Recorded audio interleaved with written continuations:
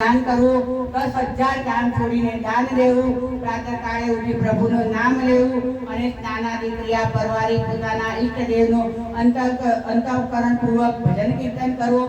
પ્રાચીન કાળમાં અતિથિ સત્કારની ભાવના પણ ખૂબ જ વિસ્તૃત પ્રમાણમાં હતી। એ યુગમાં અનાજની આજના જેવી તંગી ન હતી। એ જમાનામાં જમનાર મળવો મુશ્કેલ હતો। આંગણે આવેલ અતિથિને માણસો પ્રેમપૂર્વક જમાડતા હતા। અન્નદાન એક મહાન દાન છે। अन्नदान જેવું બીજું એકે પુણ્ય નથી। अन्नदान લેવા આવનાર કોઈને પણ નિરાશ કરી પાછો કાઢવો ન જોઈએ। ધર્મશાસ્ત્રમાં લખ્યું છે કે अन्नदान મહાપવિત્ર છે અને ત્રણેય તાપનો નાશ કરનાર છે તેમજ સર્વ સુખ દેનાર છે। માટે अन्नदान હંમેશા શ્રદ્ધાપૂર્વક દેવું। अन्नदान